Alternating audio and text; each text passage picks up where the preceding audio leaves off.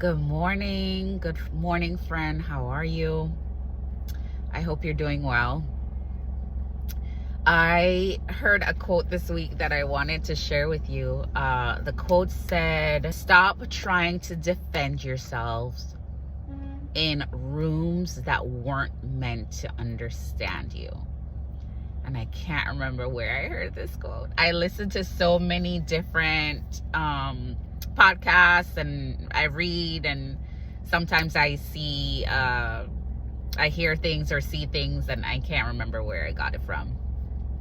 But it says, stop trying to defend yourselves in rooms that aren't meant to understand you. And this stuck with me because I don't know about you, but for me, I feel like we spend so much of our youth and even into adulthood trying to fit in, trying to gain favor with the individuals that we want to be friends with or be in relationship with, or groups that we want to be included in.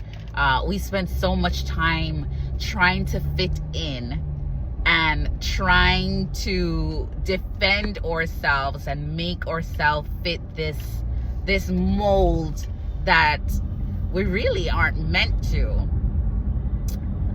And it reminded me of a young lady I went to school with. I went to high school with her. My friend, who I haven't spoken to in many, many years, and I don't even know how to get in touch with her at this point. But her name was Jody Ann. She had the same name as me, Jody Ann Wholeness. And when I tell you, this girl stood out like a sore thumb, but in the best way. She was so different than anybody else in school. She walked in her faith boldly. When I say boldly, she did not compromise her values. She did not try to fit in. She was just different. She knew she was different, and she did not try to fit in at all. When I tell you, we would have we had like a little group, and I think this little group formed because we were all kind of a little different, and I think we kind of had things in common, and we also kind of sat in the same area. So it was me, Jody Ann, Nikita Chang, who I'm best friends with to this day. I just texted with her this morning. Shauna Gay Watson, and then Ayana Thompson, and then there are other people who come in and out of the group. But that was like the core that we would sit and we would have lunch. And when I tell you the prayers that this girl would pray over us at lunchtime, it was just like, I remember vividly like sitting there, and then sometimes we would just look at each other, like she's praying, Jody Ann is praying, and we're looking at each other like, where are we right now? Like, she was just filled with the Holy Spirit. And of course you don't value it at the time because you don't understand, but now looking back, and as adult looking back at that, I don't know, 12 to 15-year-old girl, that she was so convicted and so filled with the Holy Spirit, I just look back and I'm just like, wow. And we were great friends. I would go to her house. Her dad, her family was like, she had the best wholesome family. Her dad was such a sweet gentleman. I found out that he has since passed on, but he was a pastor. They had a church. Her mom, like her sisters, her brothers, just like the sweetest, most wholesome family. But you can tell that kind of upbringing that she had in the church, and the way that they would pray, and the way, like, it was just, it would blow your mind. Just the kindest family. I remember she had a driver that would pick her up from school, drop her to school. She would have her driver, like, she would ask the driver, or I don't know if the driver, and I don't remember his name, he was the kindest man, I don't know if he volunteered, but he would take me home sometimes. And to think of it, like, she lived in Spanish Town, so she also lived a little ways from school, but he would drop me, like drop her home, and then drop me from Spanish Town, like where he dropped her off, drop me home to Linstead, which was like another, I don't know, 45 minutes, an hour. At that time, there was a lot of traffic and all the things. But you know, who does that? Who does that? Just the kindest people, the best hearts. And the one thing about me, I don't forget kindness. If you've been kind to me, like, that's something that I will always remember. I don't know if you even understood at that time what you were doing. You were a child. You were a child, but you were operating in such a grown-up way, but you were planting seeds. Those prayers, thank you for your prayers. Those prayers that you were praying, man, I wish you could hear this. I wish you could have heard the prayers and the conviction that this young lady had at such a young age. We were babies. We were 11, 12, 13. Crazy. Now looking back, especially as a mom and raising my own child, I'm just like, wow. To have a child at that age be so convicted and so filled and so, you know, you can tell she was set apart and she was gonna do amazing, amazing things in the kingdom. And she knew it, and she embraced it. She didn't try to cast it off. As I said, she did not try to fit in or to compromise her values. She didn't try to do what other people were doing. Like, she fully embraced being different. And I can't say for me that I always embraced being different. I knew that I didn't fit in with the masses.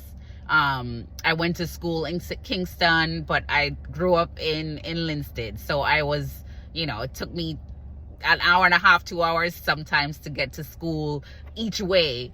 So for me, it was just, I had a different lifestyle than the people that I went to school with. I was different, and I didn't really fit in. Even at church, the church I grew up in, I didn't really fit in. I kind of stood out because I spoke differently than everybody. I looked different than everybody. I've just always been different. In college, I remember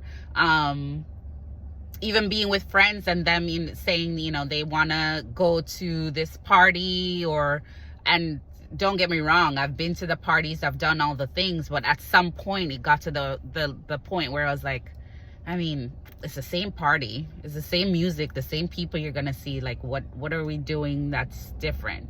And at a certain point, I was just like, enough. Like, I don't want to participate anymore. And then, of course, then you're different because you're not doing all the things that everybody else is doing. You're not a part of the group. So eventually, like, you know, those friends that I had in college, those kind of faded away if we did not have values that aligned, because I wasn't participating in the things that would have bonded us for a longer period of time. I say all of that to say that I wish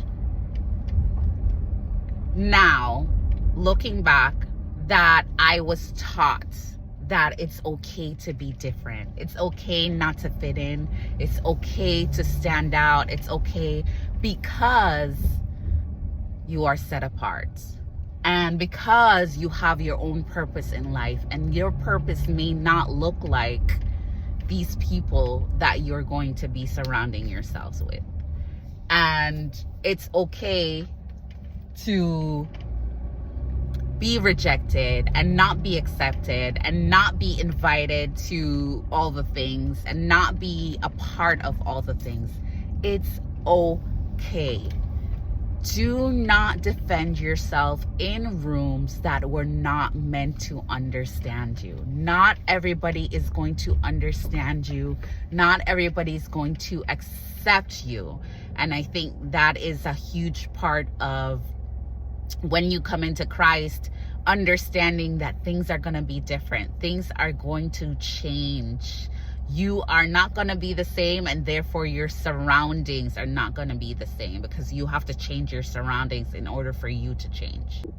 So today, if you're feeling isolated, if you're feeling like you're not fitting in, or the people around you, like you're just not gelling anymore, you feel like they are going in a different direction than you are, I promise you, God is going to provide so many people that are going to be aligned with you. They are going to be people who are going to edify you, and people who are going to motivate you, and people that are going to make you better. Do not defend yourself in rooms that were not meant to understand you. You are different. You are set apart. You are wonderfully and beautifully made. And God has a special purpose for you. So if you're feeling isolated to you today, be encouraged that it will get better. You will find your people. The people around you right now may just not be your people, and that's okay. It's okay to let them go. More people will come, I promise you. But if they are putting you in a position where you are compromising on your values, or you're doing things that you are not proud of, or these are people that you wouldn't want your people you love to be involved with, or be friends with, or even be in relationship with, then I would implore you to just let that relationship, let those friendships sizzle out. Better is yet to come. So big up yourself, Jody. I don't know where you are in the world, but I love you. I appreciate you, and I thank you for all those seeds that you planted many, many, many years ago by just being you and being different, and just walking in your faith boldly. Walking in your faith boldly. Being different. Being set apart. Anyway, I hope that encourages someone today, and we'll talk next time.